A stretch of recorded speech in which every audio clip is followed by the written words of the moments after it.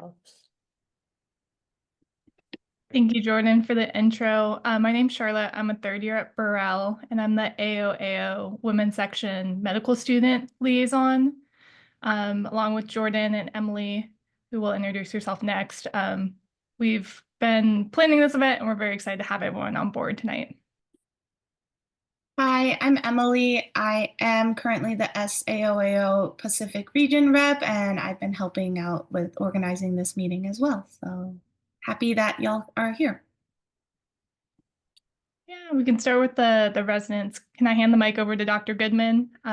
If we could just have you say what year you are, what your program is, and where you went to medical school, and anything else you want to add. You guys can call me Aubrey, by the way. You don't have to call me doctor.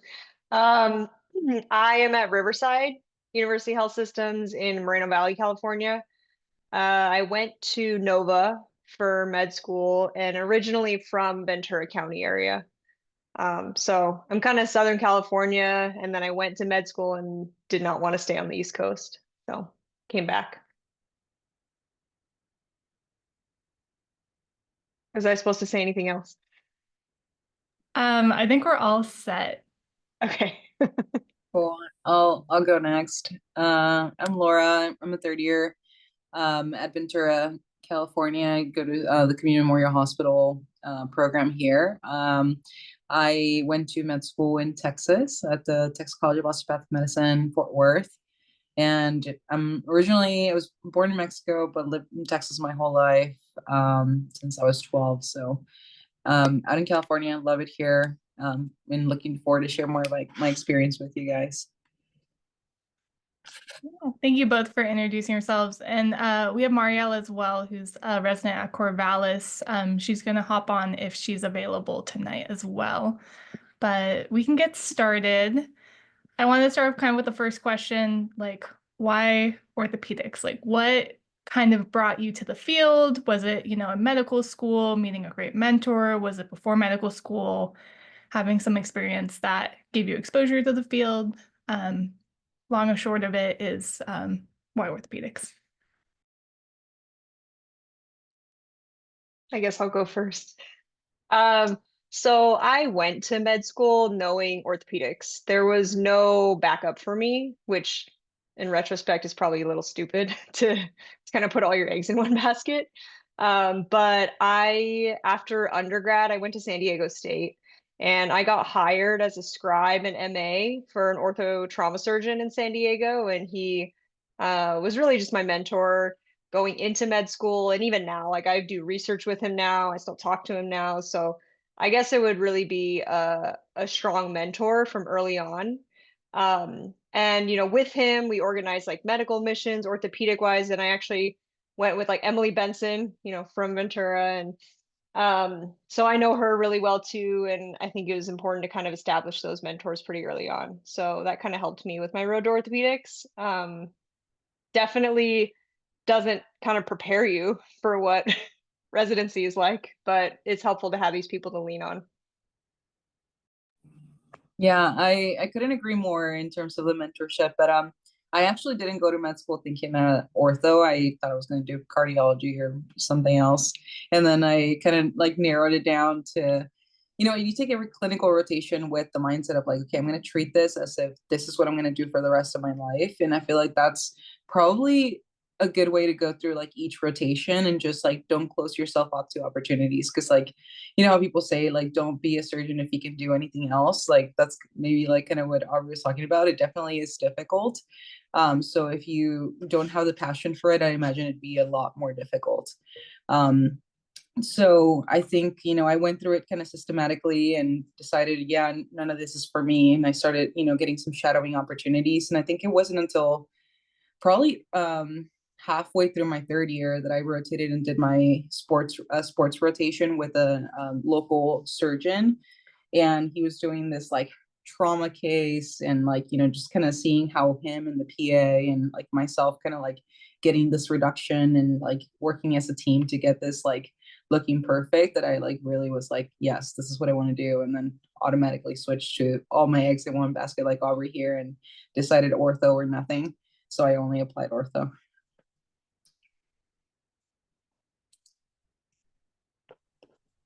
Just want to make a quick note. So we're going to be going with our pre-written list of questions for now, but if anyone in the audience has follow-up questions or anything, you can put it in the chat or wait until after we're done with the pre-written questions, and then we'll just open it up to the floor. So I'll keep an eye on the chat so that if there are any questions, like burning questions, burning follow-up questions, then I'll ask those and I'll let them know. Okay.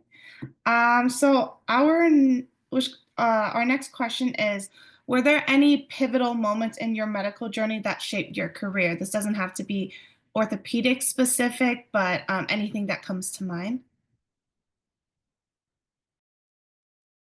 I'm gonna go first again. No, I mean, I think You for can me, go first. I kind of addressed it. Like the pivotal moment for me was kind of like joining in that case and just like seeing like the effect, you know, like as you guys do your rotations and shadowing clinic and seeing like the effect you have, even like, you know, total hips, like those patients are the happiest patients in the world, right? Like they're in terrible pain from arthritis, and then you go and do a replacement, and they're like walking immediately after, or you know, the next day. And then just like seeing that effect that you have on the patient's lives and their lifestyle is probably like the best experience. So I think overall that was like what I took from ortho. And obviously there's a lot of, you know, complications and unhappy patients, and you're going to have to deal with that as well. But I feel like that was kind of like the shift for me, the impact on patients' lives. I think probably the first time that I actually kind of experienced like real ortho, not just clinic ortho, was when we were on those medical missions in Vietnam, and I got to, you know, like scrub into cases, and they let me practice closing, and I sucked just like everyone else when you start. But we did mostly like complex trauma there because it was in the like trauma center in all of Vietnam, and you get to see these people who are just um probably the happiest people I think I've ever seen, and they have so little, and it gives you such perspective on how lucky we are to be in the system that we're in. And just like Laura was saying, the interactions that you have with patients, you know, I'll be honest, like during the first 2 years of residency, I didn't really care how I interacted with patients because I was just so fucking tired. Like I was just so tired for the first 2 years that, but now that I'm like into my third year, I'm operating a lot more, I'm sleeping more, I'm enjoying people, like I'm enjoying the patients a bit more. And it's kind of funny that I feel like that's kind of a universal experience for all of us when we're like drinking from the fire hose in the beginning, and then all of a sudden you really get to like see and interact and experience just how you touch these people. So that's been pretty rewarding too. Yeah, and just to kind of hop off of that too, as far as medical students, women looking at orthopedics, what advice would you give to us, someone, you know, who will hopefully be in your shoes in a couple years, to help, you know, build up our resumes, build up our mentorship, going into a career in orthopedics?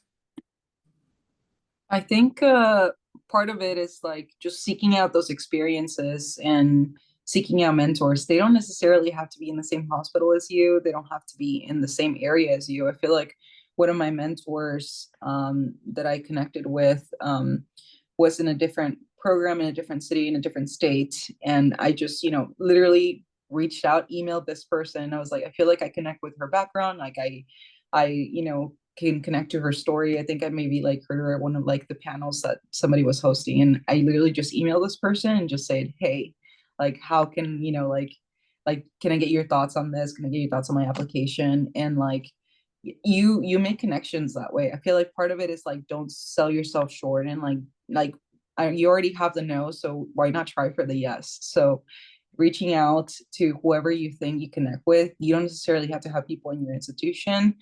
Um, and of course, like do the basic things like do well on your boards, have, seek out research, seek out opportunities to volunteer. And even if it's just like, like I mean, obviously Aubrey's experience with the mission trip is like once in a lifetime kind of deal. And it's amazing, but seeking out those opportunities, even if it's just like, oh, there's somebody, an ortho surgeon volunteering at a football game and you just going to like watching the sidelines, like those like small interactions go a long way in terms of you showing interest. So I think literally just putting your face out there and reaching out to people. I feel like it's intimidating as a med student because you don't want to bother people because you're like, oh, they're so busy, they're residents or they're attendings.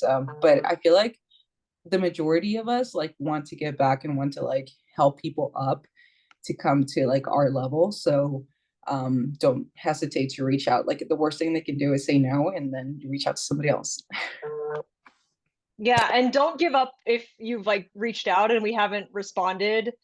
Like just send another message because we are extremely busy and a lot of times I'll see a message and like want to respond and then I just don't. So don't be afraid to follow up. But I would say that, I mean, at least at my program, your audition, your sub-I is extremely important. We are a pretty small program. We actually just expanded to 4 interns and 4 twos, but every other class has been 3s forever. So, making sure that you can fit into, the environment and don't like lie to yourself. Be like, if you don't like the people, then don't try to go there. And it's like these people that you're going to be with for 5 years potentially. So being really honest with yourself on your audition of like, do I even like these people? Do I like this place? Do I like this training environment? Like, I'll be honest, my program is like very, very blue collar. It's like work your ass off for all 5 years. And you come out a great surgeon, but you also have to make the sacrifices that kind of come with that. So being really, really honest with yourself about like, what are your goals? What do you want? What do you want your program to look like? So it's like you are interviewing the programs as much as they are interviewing you. And I think that also like mentorship going along with that too. Like you can ask people that have been in those programs, like what is it actually like? Because maybe on a recorded line, maybe people will be a little bit less honest, if I'm being frank. But if you were to talk to them, I guess offline, people might be a little bit more candid.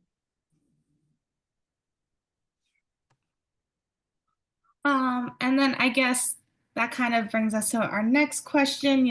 Actually, us transitioning from student to becoming a doctor later on. Can you share some of the challenge you may have faced as a woman entering orthopedic surgery, especially one that's traditionally male dominated? Um, I think, honestly, our program had one female in the class above me, and I had another person in my class. So I can't say I had a terribly difficult time just because like my program also has like female attendings that, we have 3 traumatologists now at our county hospital, all female, which is insane and is wildly unheard of. So I don't know if I can comment much in that, but I can maybe my experience in sub-Is, I feel like there was definitely a disconnect whenever I rotated in like male dominated programs. And I feel like you just kind of have to like, find a common interest. Like I feel like at the end of the day, these guys, they're good guys. They have families. There's something that you can connect with. And I feel like that eases the transition a little bit too. They it's just finding the common interest, common ground, and then just like asserting your confidence. I feel like that's something that like, sometimes people have trouble with. Like you got to know that you deserve to be there. You both applied and like got to where you were, and you're just as qualified as the guy next to you. And it's just a matter of like getting through the year together. In your class, like I like the way that we manage it. Our residency, like the classes are pretty like well united. It's like a team. So like any question, like we don't hesitate to reach out to one another. So I feel like kind of establishing that like camaraderie at the beginning will definitely help you in the long run. I have probably had the opposite experience. I'm the first woman to match in my program in 5 years. Um, I entered as one of them was leaving, and then someone transferred in, but she's gone too. So, um, and I think only in the history of our program, there's been two females ever, like twice, in the history of my entire program. So, it's hard, not gonna lie. But I will say that you just have to find the good nuggets. You know, you got to find like your good people, and you can find them.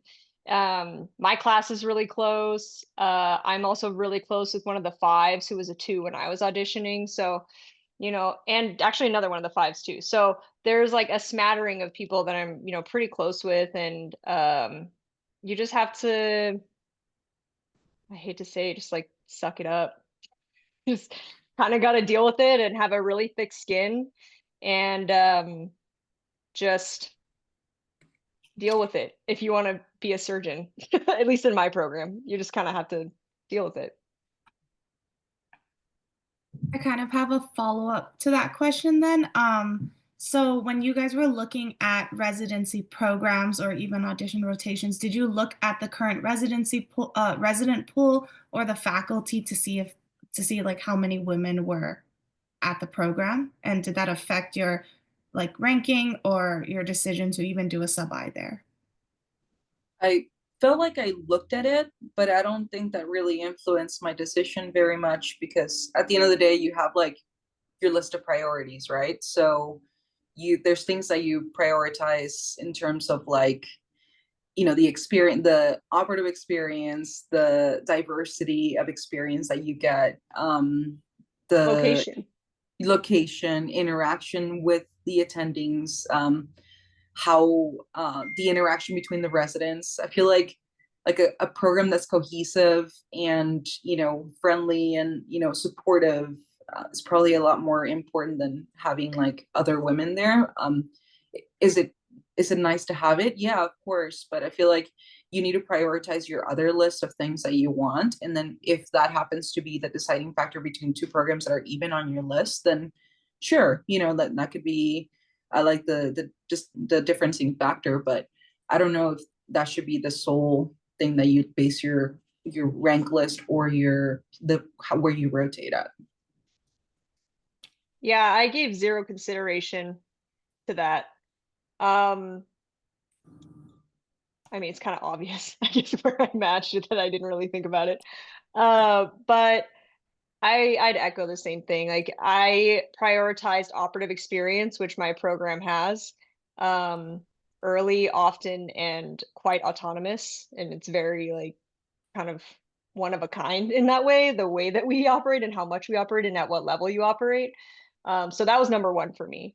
Number two was location. I'm from Southern California. I went to the East Coast. I decided that was not for me and then decided to come back. So those were really the two top things for me. And then after that was like camaraderie, the residency, and that kind of stuff. But like for me, ultimately, what's my goal going to residency is to become an excellent surgeon. So was I willing to put up with some shit to get there? Yeah. Thank you both for that. We have a question in the chat. Did you apply to only DO ortho residencies, or did you have a mix of both MD and DO? I applied to both and I interviewed at both, but when I was doing my list for sub-Is, I only rotated at DO programs. So I feel like DO programs, being a DO, really value that sub-I and that time that you spend with them. And a lot of them um, maybe only interview sub-Is. So I feel like in order to shoot my shot, I that's how I maximize my application. Like people think, oh, if I don't match, I'll do a research year or whatever. And that sounded awful to me because I'm not super interested in research. But so in order to like, get my foot in the door at these places, I decided to do sub-Is and I ended up doing 8 sub-Is, 8 1 month long sub-Is during my 4th year. And that's how That's impressive. Yeah, I think by halfway through the 8th month, I was like, I would have been good with 7.5. That's insane. I did 4. I was like, I'm done after 4. Yeah. I applied to DO only. my step one score was like, I was good, but it was like, it was above average, but not ortho great. My step two was well above average. So I kind of had to play with what I had, and there was no point in rotating at an MD place for me.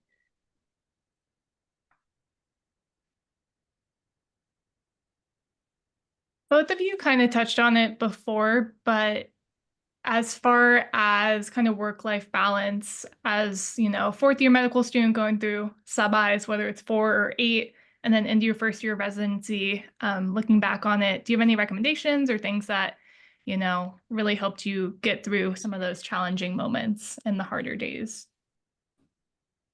I feel like sometimes the balance is not quite so balanced. You know, it's in that's just kind of like how it's typically structured, like Aubrey said. Typically, I think especially for no, actually, like rotating at other programs now with my like the structure that our program has, like usually intern and second year tend to be the worst. And then it starts to get, you know, you start getting a little bit better like third, fourth, and fifth year. But you just have to like prioritize the basic things. You can't forget to, you know, take care of yourself in terms of like, you know, exercise or doing like one thing that makes you happy. If that's like watching The Bachelor or like doing something to de-stress, like something like that, just like truly you need to like stay sane. You just need to keep that and keep doing that. And then developing your network, or if you have a network coming out of like med school, relying on those people and just like have like all out like sessions where you just kind of like go off and like let off steam and all your frustrations. I feel like if you hold on to that stuff, it kind of tends to carry on a little bit. Um, and then also like come up with ways to make things better. Things don't need to be the way that they are just because that's the way that things are. Like I feel like with like the way my class approaches things, like okay, this is actually not great. Like you know, we're struggling a little bit, and like, does it have to be that bad for the next interns or the next second year? So we're very lucky that our program is very like resident focused, and they like listen to us a lot. So coming up with ways to make things better for the next group of people, and you know, just because things sucked for you doesn't mean that the next person has to suffer. So I feel like those are things kind of to keep in mind to like stay sane and keep your life a little bit more balanced. I've always made time to work out. My hair's wet. I just got back from the gym. So for me that is like integral to my sanity. Um when I was a 1 and a 2, I was getting up at like 3 in the morning to lift before work, and it's just time that I had to carve out for myself. Now it's nice as a senior resident, we don't need to do that anymore. So I can do that kind of after work, and we get off at a reasonable time. So yeah, finding things that you know that you need and making time for that specifically and carving out the time, and like don't deviate from it. Like there will be every single day is like, oh, I'm a little too tired, oh, my back hurts a little, oh, whatever, and you start to make excuses, and then before you know it, it's like a month and you haven't lifted and you feel like awful. So um don't make excuses either. Like you know what you need to do to feel good, so do what you need to do. That's a really good point that Aubrey made. I feel like it's really easy to keep commitments when they're for other people. Like you're gonna show up at 5 a.m. to round because that's when you need to, or even 4:30, right? You're gonna like put your best foot out there, but you need to like also show up for yourself. So you have those like non-negotiables, like I have to, you know, be home for dinner, or just have some kind of like, you know, dinner tradition with your partner, with whomever, like keep those commitments and just try to like make that like, you know, boundary, you know, with yourself. Be like, I'm going to keep this commitment to myself as well. Like it's just as important as me showing up for rounds. I think it's hard to do, but it's essential to like stay sane and you know, be a good person overall and keep your sanity. We had two questions in the chat that kind of go hand in hand. So our sub-Is, we only really have 2 or 4 weeks to make a good impression, so not a very long time. So how did you prepare for your sub-Is, and what tips and tricks do you have for standing out and making a good impression on your rotations? I am very passionate about this. Okay. Go for it. Don't be annoying. That's like number one is like any of the knowledge you have, read, come prepared, like study up on the things, talk to residents, see what topics they kind of try to have a tendency to pimp you on. But like, oh my God, read a room, please. Like it gets so irritating when students are just like constantly like yammering when we're like trying to get things done. And we don't want to be mean, so we don't like yell at them or say shut up or anything like that, but like we're all thinking it. And so really learn how to read a room and be helpful but not annoying. And I would emphasize the not annoying, please.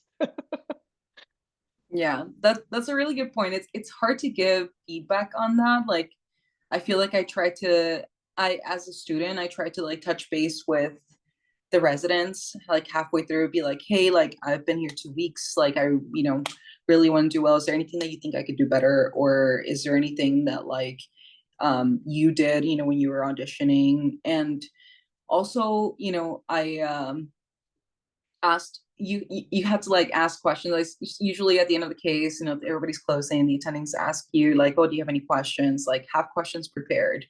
That was like a big thing. And even if it's the same question that you ask at like every place, just so you can have like don't have like nothing to say if you get put on the spotlight. Other thing is like, obviously the basic stuff, be prepared, read, know your anatomy. I would always ask the residents, what are the cases, that you're going to be on for the next day? What approach or what instrumentation are we using? And I'd go home, know that approach.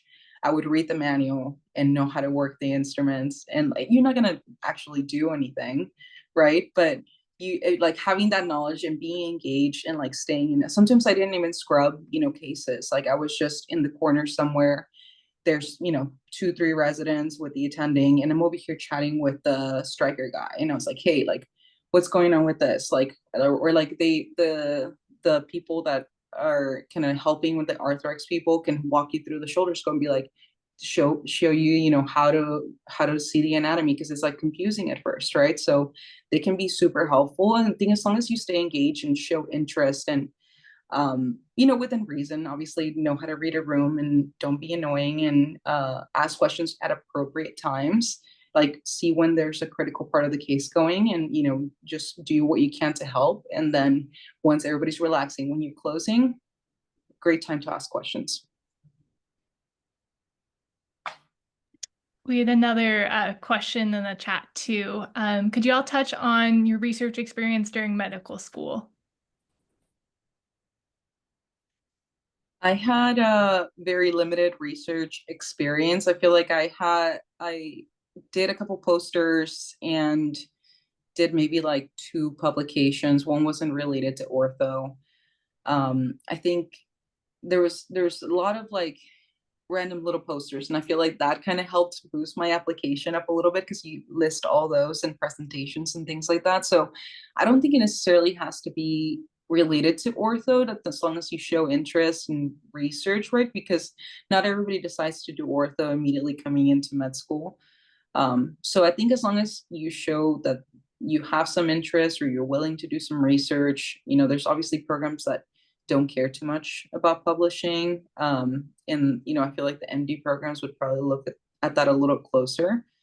I think as long as you have something on there and can talk about it, know your research. If, they asked me in one of my interviews about the hepatic vasculature because I published a paper on that. And I was like, okay, well, good thing I reviewed it, because, like this was, what my paper was about. So even if it's like something that's completely unrelated, expect questions on it when you are interviewing. I had extremely little research. I had like 2 projects that I was working on, one like semi-informal presentation. I am not a researcher. So if any of you are, you can help me with my research.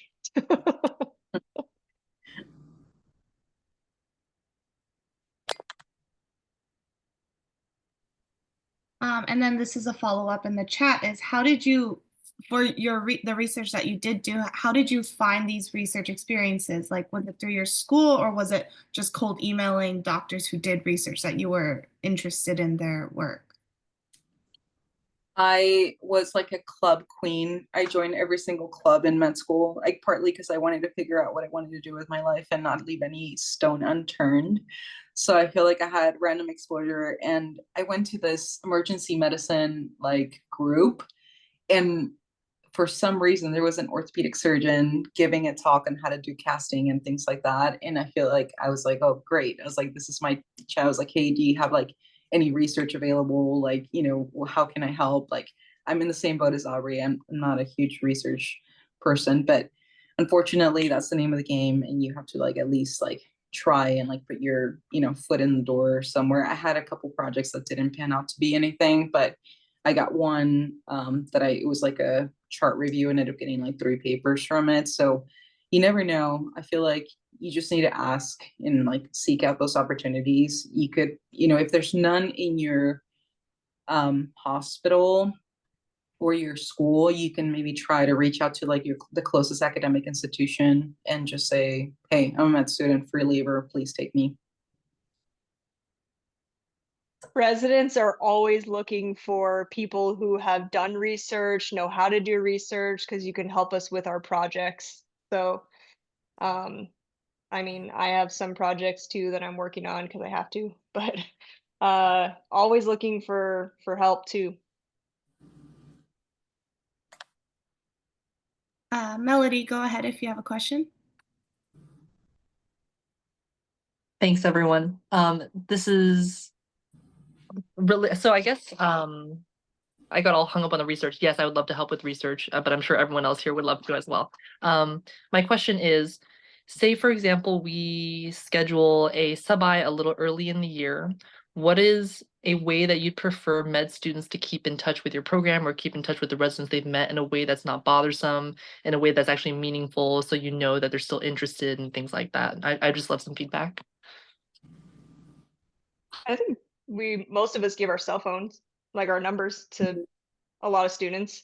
You can always feel free to text. I just like personally can't guarantee that I'll text you back in a timely fashion, but I'll try. But yeah, it's not, I don't think it's, as long as you're not texting like every day, like for months, you know, the occasional reach out is completely reasonable. Yeah, like if you legit have a question about, you know, doing well and like sub-I, or like maybe you have a question about, you know, how to approach a certain situation. I feel like most of us are willing to help, and or a question about your application. I feel like we had a couple sub-Is that like asked me to like take a look at their personal statement or like, you know, do stuff like that, and I was happy to help. So if you have questions about the application, it's a stressful time, so you know, you can't ever ask too many questions about the application process. Obviously, like try to condense it and make it one text instead of a million texts. And you know, same thing like Aubrey, I'm so glad that iPhone came up with a make it on red, because I do that thing all the time where I read something and then I like respond in my head and I'm like, yeah, I'll respond later.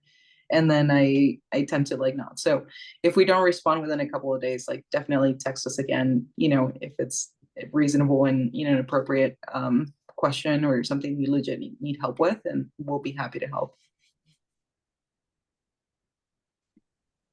We had another question in the chat. If you're open to sharing, what does family planning look like for you during residency? And then kind of my own follow-up to the question in the chat as well. Like, do you know, if you have other women in the program, is that something that's a topic of conversation? Do you feel like being in residency is kind of a bigger barrier than you would have expected as far as starting a family, if that's something that you've been wanting to do?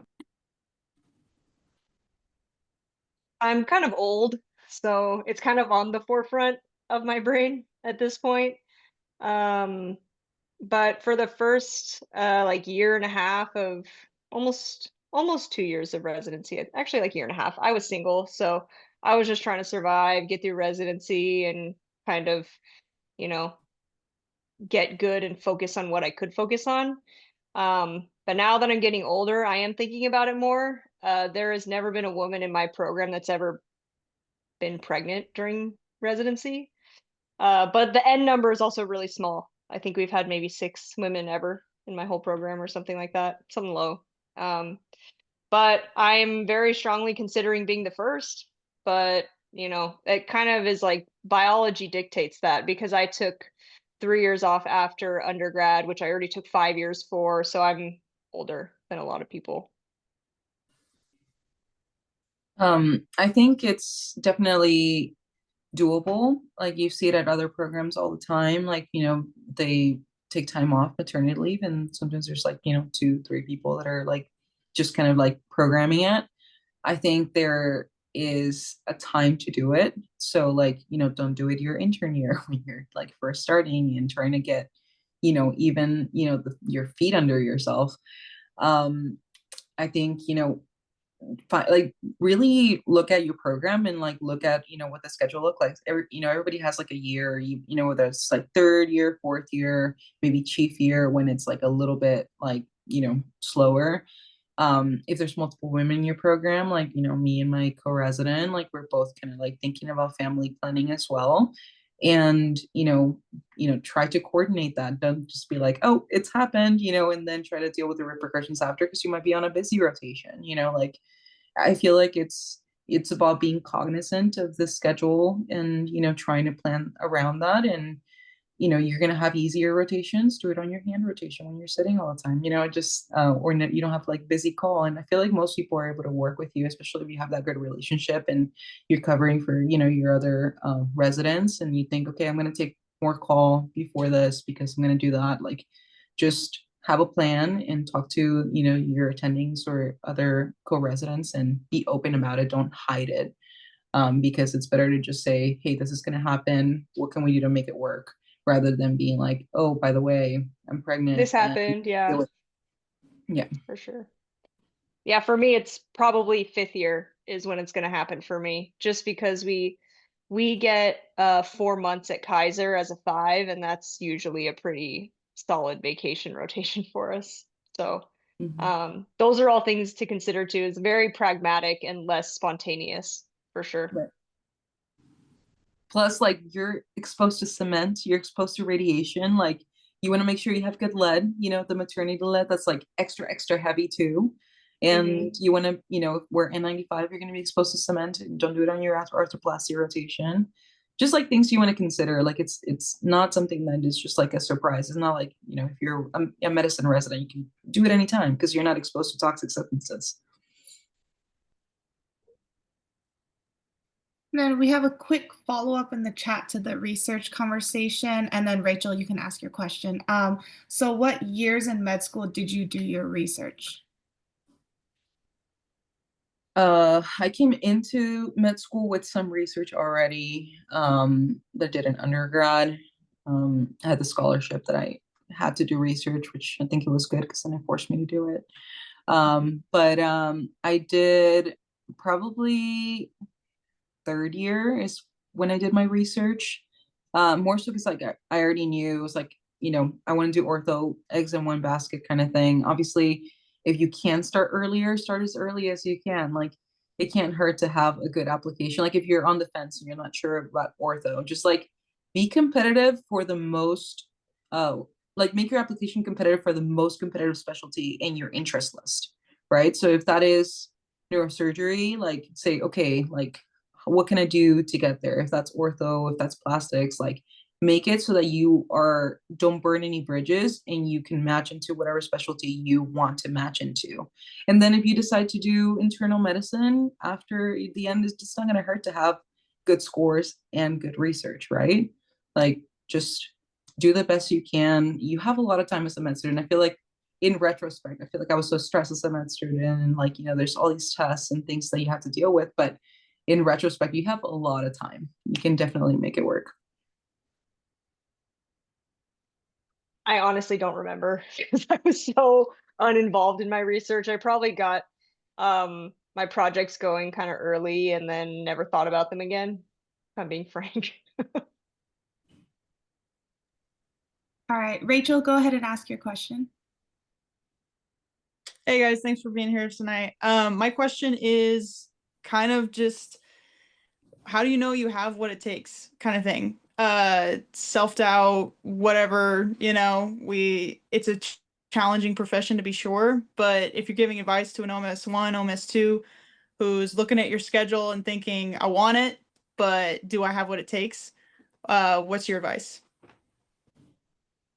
I feel like that kind of like self-talk doesn't stop in med school, unfortunately. I feel like the do I have what it takes permeates through your residency as well.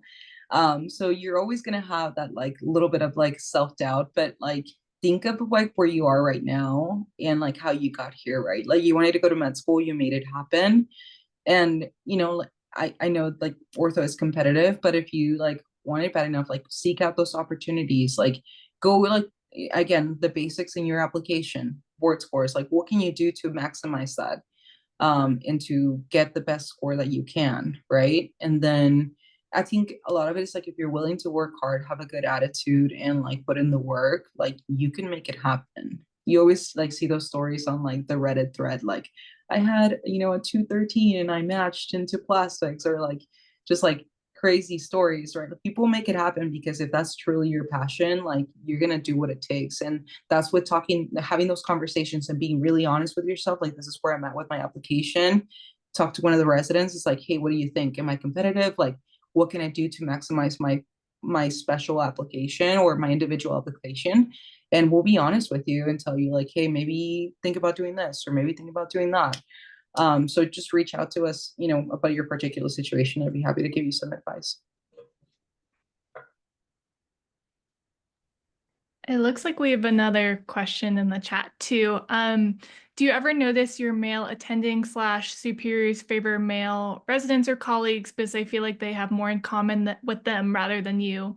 How does the male to female dynamic affect your professional pursuits? Yes, is my answer to that.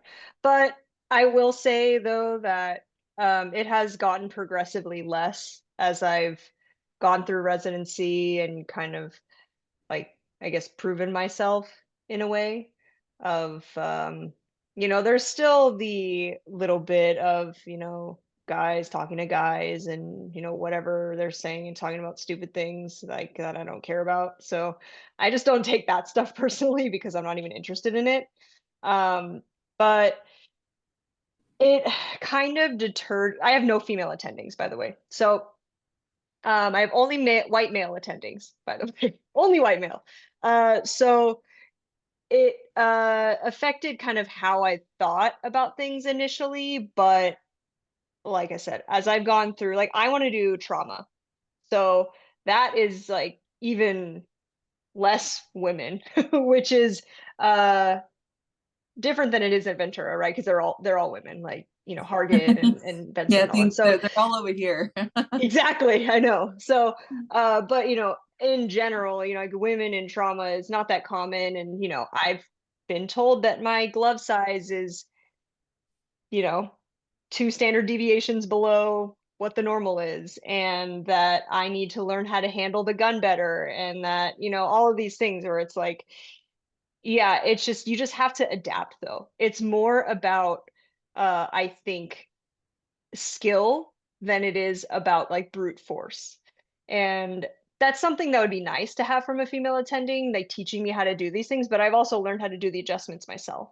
So it I would say it somewhat affected things in the beginning, and it made me consider other more like female dominated subspecialties like hand. I considered that a little bit more, but I mean, I do like hand, but at the end of the day, like for me, it's trauma.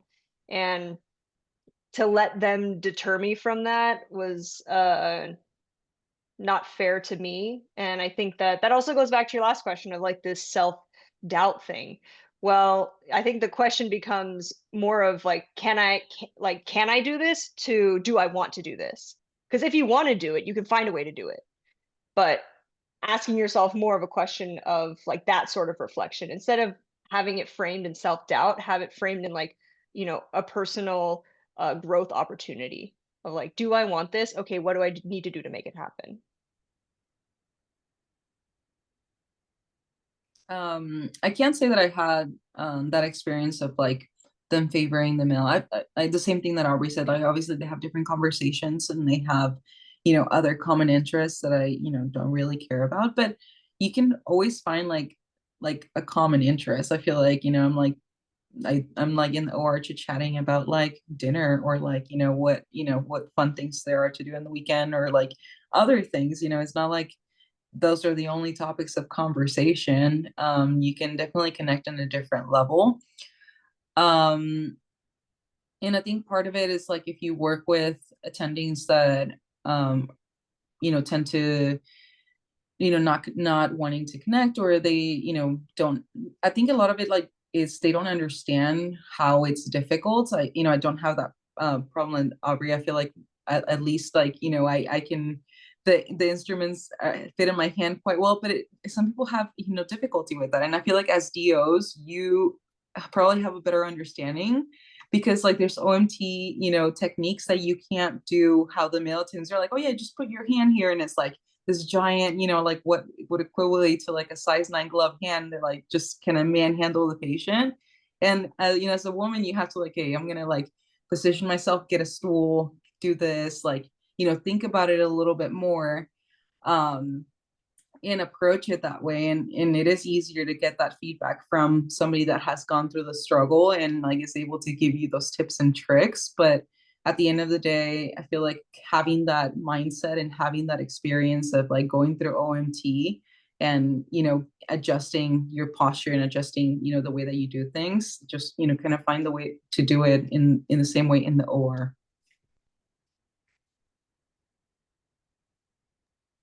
As like the not as the stigma, the prejudice against women kind of starts to trend downwards in orthopedics. What do you think the future holds for women? Do you see more opportunities kind of opening up for students as people try to, become trailblazers at different programs, things like that?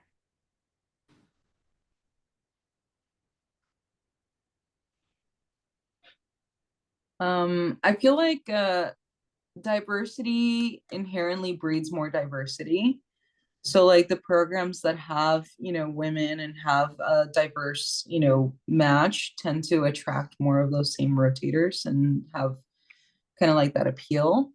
It definitely opens doors, right? Having those mentors and just like helping each other out. But I feel like it also helps to have allies, like having, even if you only have white male attendings in your program, you can like connect with them and they can be a great resource. Like they can speak out for you. They can reach out to other programs for opportunities. Like, don't sell yourself short, or don't like, rule out programs just because of that. I feel like you can be what starts a diversity at that program. You can help other people come and advance and excel in that program. So just I feel like we're in an era that there's a lot of like more women, and there's studies that now show that patients that have female surgeons do better, and we're getting a little bit more of that.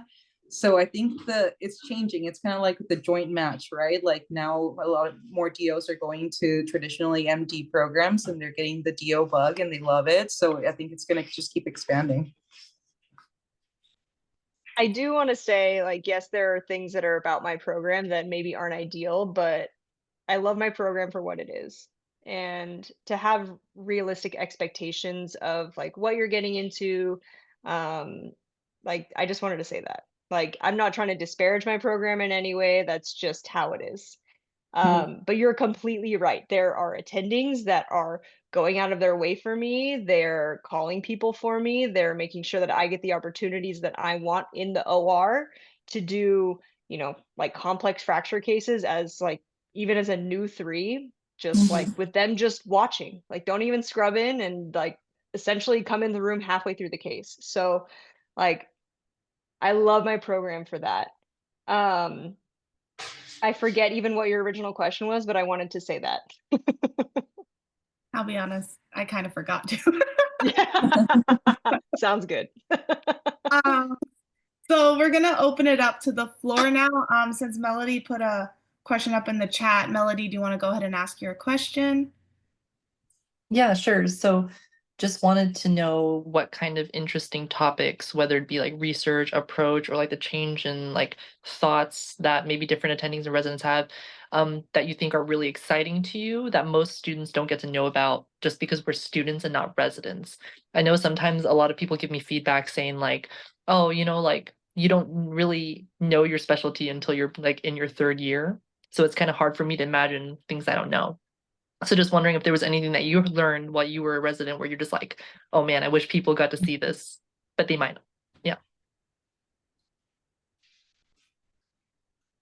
I mean, I think it's my approach in residency, it's similar to like my approach as a med student, like go through every rotation, like this is okay. This is what I did for the rest of my life, am I going to be happy? And I feel like just in residency, you just get more reps of it, right? You get like more clinical encounters and you have to like think, okay, am I happy? If I saw, if I was in spine clinic for the rest of my life, would I be okay and love it? No. Exactly. But that's why I use the spine clinic example. But there's people that would say yes, so I think it's not really so much that like you don't know, it's just that we get more experience and more exposure to it. And as a med student, you get a limited exposure. You're limited to your sub-Is or your auditions or your research/volunteer experiences. So you don't get the reps. And you don't get to see, I feel like a lot of it in like choosing a specialty is being able to deal with the worst cases. Like if you're able to handle the worst complications in the subspecialty that you are interested in and are okay doing that and like mentally, physically can handle it, then you're gonna be fine doing that. If you have like a revision complex joint and you're like, oh please no, barf, I can't deal with this, then maybe joints is not for you. If you're there, I've stayed in like 9-hour revisions and I'm like, yay, we're still doing this. And I was like, I thought the case went great. And everybody's like, oh, kill me now. It's just like, then you can handle the worst complications and you're still reasonably having an okay time. Then that's how it's really exposure, and you don't really get that much as a med student. Yeah, this is kind of like a temper expectations kind of thing. Like I didn't even like something clicked for me like 3 months ago in my third year. So that's 2 years of like second, sometimes first scrubbing, but like second, third scrubbing cases, watching approaches, trying to understand the physical anatomy. Because what you read on AO is nothing like what you see in person. You're like, okay, that's a nerve, but like, what the hell does a nerve look like? So What does it feel like? Yeah, exactly. Like when you everything. rub your finger over it, does it feel more like a tendon? Does it look more shiny? Like there's things that you just don't know.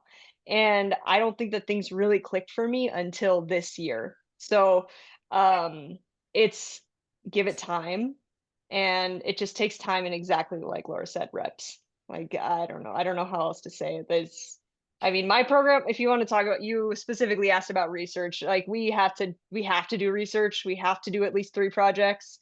We have our assistant program director, Dr. Schlechter, he is very, very big on research, and he has had like hundreds of publications and like major articles or sorry, major journals. He's like Peds Ortho at Chalk, and we do a rotation at Chalk too. So, we have strong research mentors here. If you're very into research, that's an option.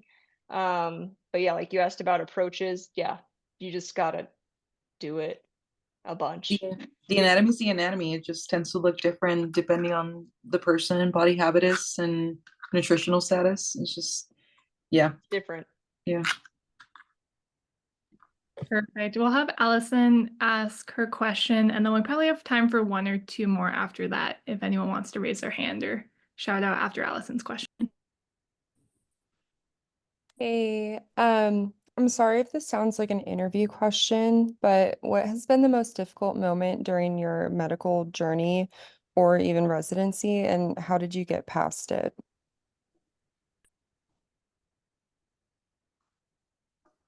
Mm, I know. I have to think about that one.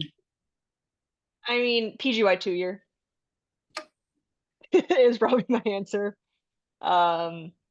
That was probably the hardest year of my life.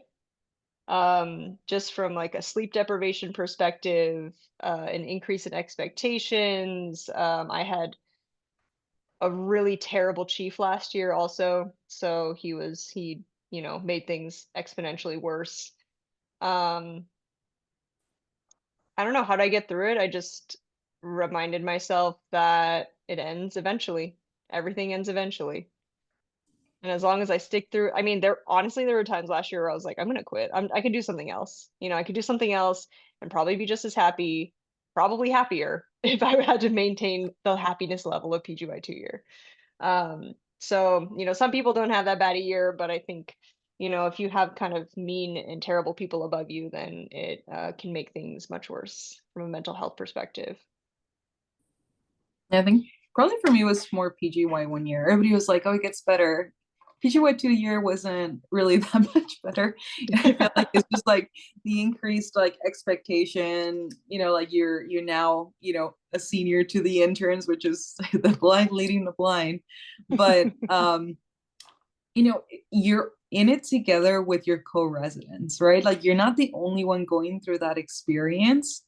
So talk to each other. Like we had residents that were going through a terrible time, like dealing with family issues, dealing with mental health issues, and that you just need to like find your crew and talk to them. And I feel like maybe I had like different expectations after doing so many sub-Is that like I feel like in one of my sub-Is I was like waking up at 5 a.m., getting home at midnight every single day for like 14 days straight. And then that was, I was just like, I just need to show up, get this done, end the day, let's do the next day.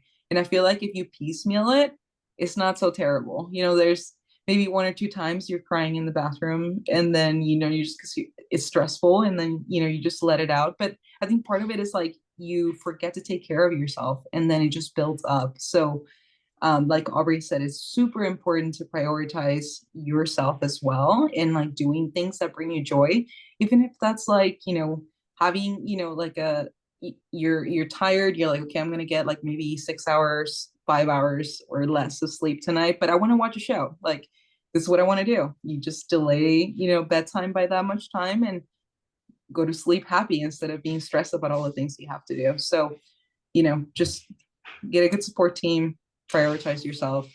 Everybody goes through it, and you're gonna be fine.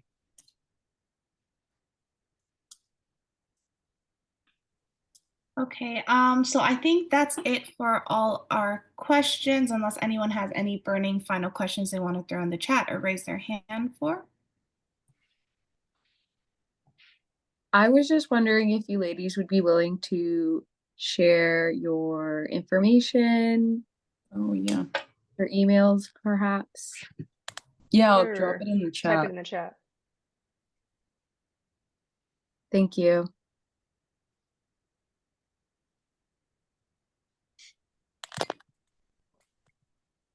Is there any more questions before we finish up tonight?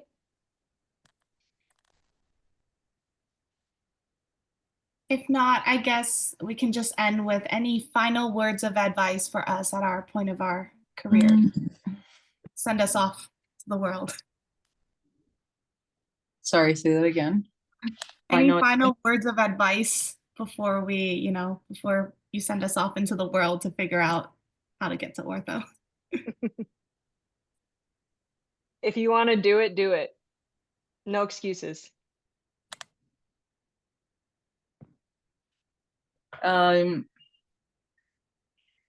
Think about what your priorities are, make a list, and then just evaluate the programs under the same lens. Like get your like basic needs met. So like think about how like Maslow's hierarchy of needs, right? Like super basic stuff. Like these are my non-negotiables. Like Aubrey said, if location is non-negotiable for you, then you can put that, and that just makes it a lot easier to go through your rank list and to prioritize. And I don't know, this is probably too much, but like having, going through interviews and having your rank list. And after each interview, I edited my rank list. I like moved people up and down, and then do some introspection, because like you could say, oh, I want to go to this program because it has a really good name, where it has like, it's going to look so good on my resume. But, like Aubrey said at the beginning of the chat, like, are you going to be happy there? Right? Like think about the feel. I feel like for me, like the feeling I had when I left Ventura, I like going off to my last rotation, I was like, no, this is the place that I want to be in. Like I interviewed at like a bunch of like other MD programs that were like had a big name, and I was like, well, I don't know what I'm gonna get there, right? Like I know what I'm getting here. I know there's a good group of people. I know I'm gonna fit well in there, and just be real with yourself and prioritize what you need to prioritize.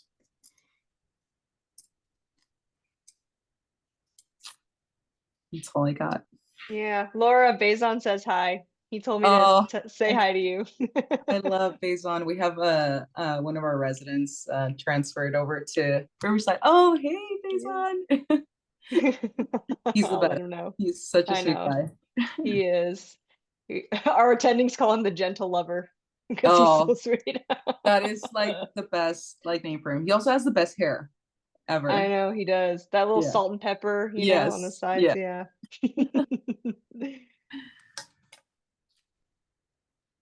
I Well, just thank you want guys for hosting this. If you guys have any other questions, like, welcome to reach out to us. to thank you For sure. guys again for coming on tonight and taking a part of your night to come talk with us. And I just want to let everyone know we will be having more of these kind of talks in the future with different regions. Also tomorrow there's another talk with pediatric or an orthopedic surgeon who specialized in pediatrics. Thank you everyone for your time, and I hope you guys have a good night.